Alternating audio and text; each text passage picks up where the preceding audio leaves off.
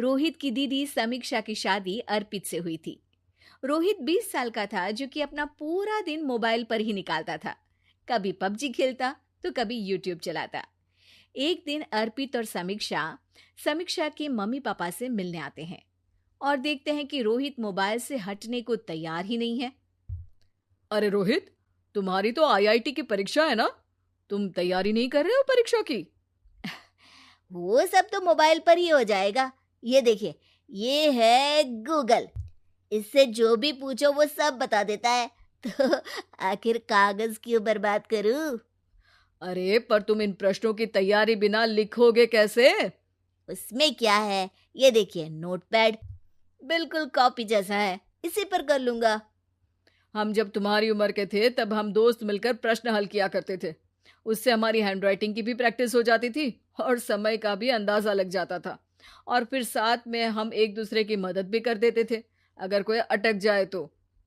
आपका जमाना अलग था जीजा जी। अभी जमाना फास्ट और स्मार्ट हो गया है। जमाना क्या, अब तो फोन भी स्मार्ट हो गया है। समय के साथ बदलना पड़ता है जीजा जी।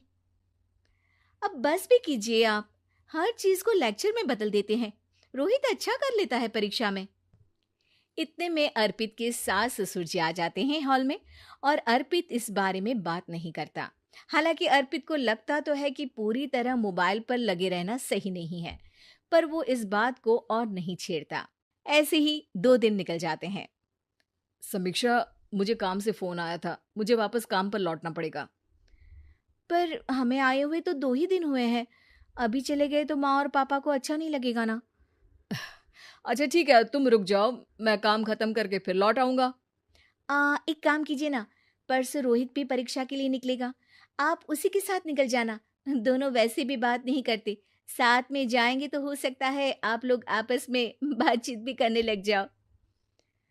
आह, ठीक है, मैं काम को 2 दिन टाल सकता हूँ। उसी रात जब सब खाना खाने बैठे थे, तो अर्पित अपने जाने की खबर बाकी लोगों को बताता है। मुझे काम के लिए वापस जाना होगा। अरे बेटा, पर अभी तो तुम आए हो, इतनी जल्दी चले जाओगे? नहीं माँ जी, समीक्षा यहीं रहेगी और मैं जल्दी काम खत्म करके वापस आ जाऊंगा। ठीक है, काम भी जरूरी है। वैसे कब निकलोगे बेटा? 2 दिन में। मैंने सुना है कि उस दिन रोहित को भी परीक्षा के लिए जाना है, तो कल मैं दोनों की टिकट करा लेता हूँ बुक। मेरी टिकट रहने दीजिए जीजा जी, मैं तो फोन से ही करवा लूंगा। हाँ, पर कोई दिक्कत हो गई तो?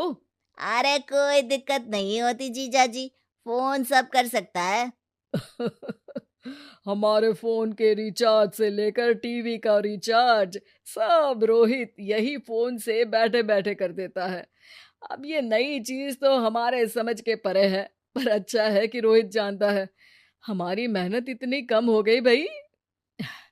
हाँ, पर अगर टिकट नहीं मिली तो?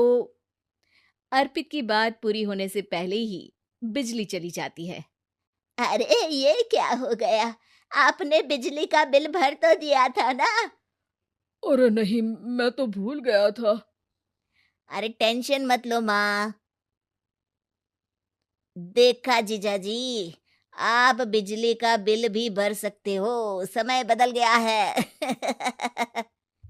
एक बार फिर अर्पित इस बात पर बहस नहीं करता।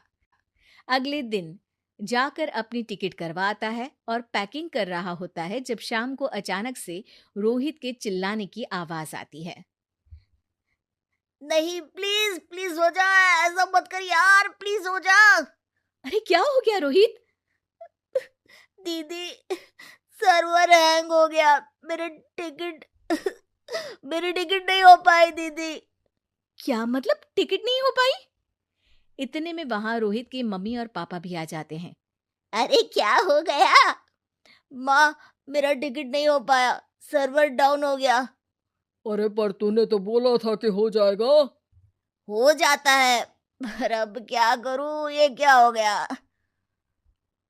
अब कल की तो कोई बस भी नहीं है, ना ही अब टिकट मिलेगी ट्रेन की कल के लिए।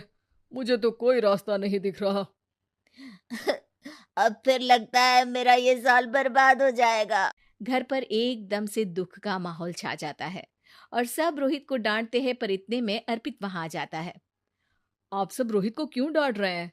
आपने ही तो उसे बढ़ावा दिया था ना। लेकिन इसकी लापरवाही के कारण इसकी परीक्षा छूट जाएगी। इसने तो हमसे कहा था कि टिकट हो जाएंगे। हे भगवान, अब क्या होगा? चिंता करने की कोई बात नहीं है। मैंने एक एक्स्ट्रा टिकट करवा ली थी। मैं समझता हूँ कि मोबाइल हमारा ही काम आसान करने के लिए है, पर उस पर ही पूरी तरह से निर्भर होना तो गलत बात है ना। रोहित टिकट को देखकर बहुत खुश हो जाता है और जोर से जाकर अपने जीजाजी के गले लग जाता है। सॉरी जीजाजी, मुझे आपकी बात ध्यान से सुननी चाहिए थी, पर थैंक यू सो मच। हाँ बेटा, तुमने तो इसका भविष्य बचा लिया। शिक्षा, दूसरों से मदद मांगना गलत नहीं, पर दूसरों पर निर्भर हो जाना गलत है।